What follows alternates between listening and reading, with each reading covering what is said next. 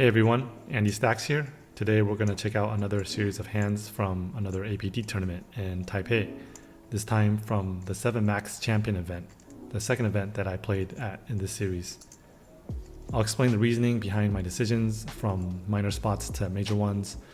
My goal is to cover different situations that I've come across which can possibly help players refine their own decision making while also being open to constructive feedback for my own improvement. So as always, comments, critiques, and suggestions are welcome.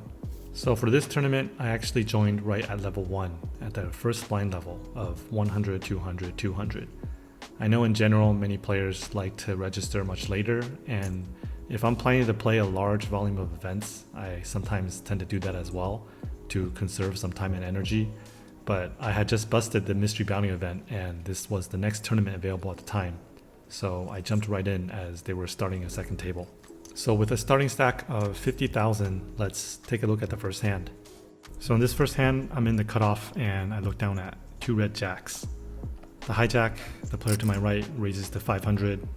And here I decided to make an unconventional play and decided to just call. The reason for that was because the player to my right had made it known that he knew who I was when I first sat down, and he seemed like a competent player. The player in the big blind, from what I had noticed up to this point, was quite a splashy player and could be prone to making more mistakes post-flop.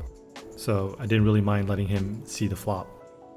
He does call from the big blind and we go to the flop 3 ways. The flop comes ace of hearts, jack of spades, 5 of hearts. I flopped a very hidden middle set. The original raiser c-bets for 500. Facing this bet on this very wet board, you really can't go wrong here by raising, but I think the big blind's range here is so wide that I really want to allow him to continue with hands like just a pair of jacks or a pair of 5s. So I decided to just call the 500.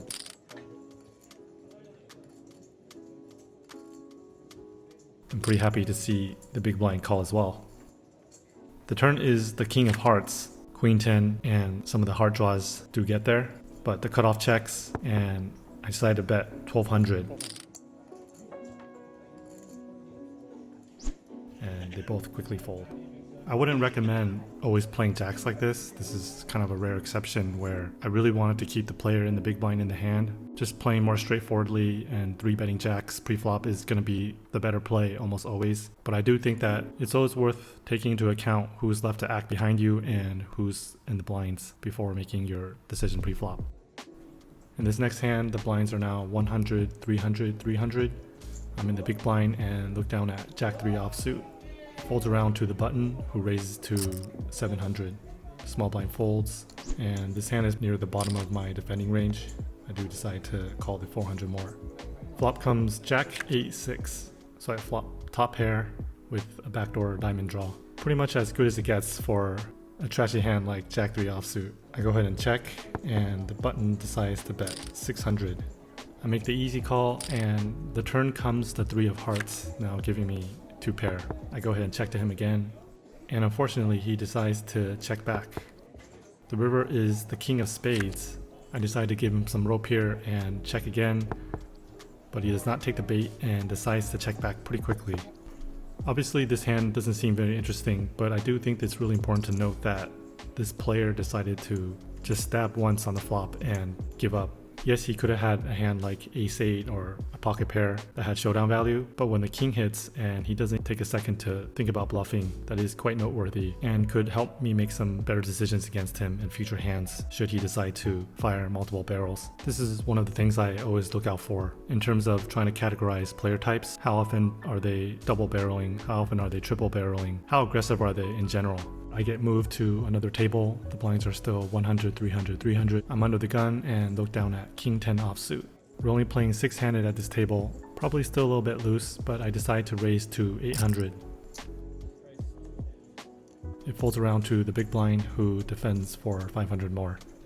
The flop comes queen, queen, 10 with 2 hearts. So I flop a pair of 10s with a backdoor heart draw. The big blind checks. This is a pretty good flop for both my hand and my range, but I decide to mix it up and check it back here, which should make the rest of the hand quite easy to play as a bluff catcher should he decide to take the initiative on the turn and start betting into me. The turn is the 6 of clubs, and he does decide to lead for 1200. Of course, I have a very easy call here. I call the 1200, and the river is probably the worst card in the deck.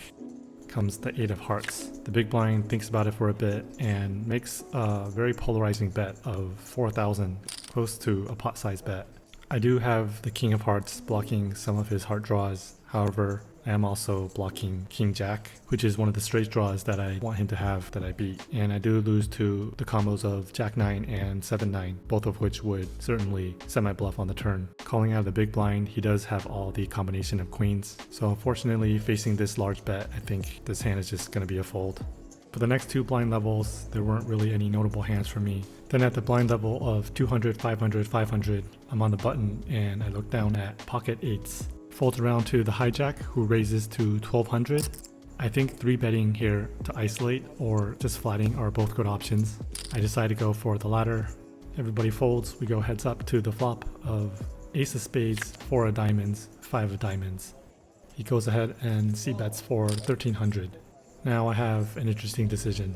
With a pair of 8s, we may still very well be ahead. The default play is to just call. By just calling, we allow him to keep his bluffs in, and if we're behind, we keep the pot small. However, there's a couple reasons why I actually prefer raising here instead of just calling. If he has any hand with equity, such as king 10 of spades, king queen, any of these Broadway hands that have overcards and backdoor potential, I allow him to just see the turn for cheap and see if he can improve. So my pair of 8s is quite vulnerable and probably difficult to withstand pressure on many turns. And so by choosing to raise here, I fold out a lot of his air, which I don't mind, and I also set myself up to bluff on specific runouts, such as a 6 of diamonds or a 7 of diamonds on the turn, all of which will allow me to have the flexibility to possibly bluff out even better hands than mine, such as pocket 9s, pocket 10s, etc. So with that said, I do raise to 4,000.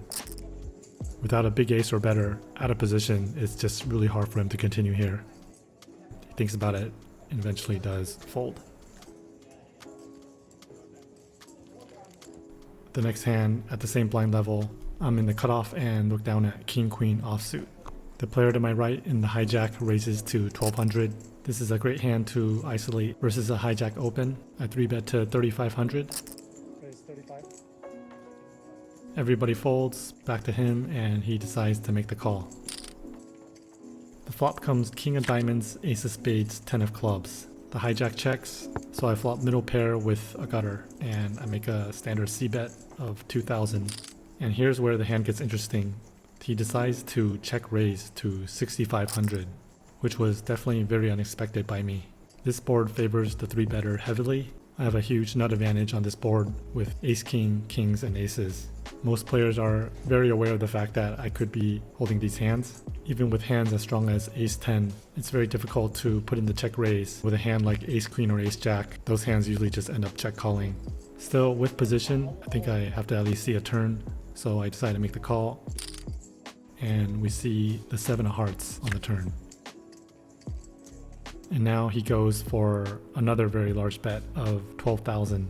I would say his most likely holding here is pocket 10s. He could have queen jack of diamonds, queen jack of hearts, and queen jack of clubs. I am blocking queen jack of spades. Either way, really hard to find any bluffs he could have here, so I decided to let this one go.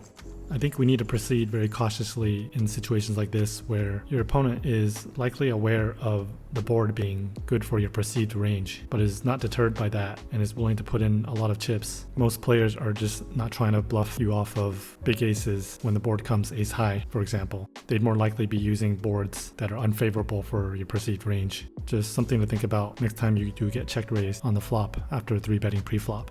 Alright guys, that's going to be all the hands for this one. I know there hasn't been any super exciting or big pots up to this point in the tournament, so I instead chose some pretty common spots that come up pretty frequently and just giving some insight into how I navigate each one. I hope you guys were able to get something out of it. As always, please remember to like and subscribe, turn on the notification bell, leave any comments, questions, or suggestions below, and stay tuned for part 2 in the next one. 喜欢我的影片，不要忘记按赞、订阅、打开小铃铛。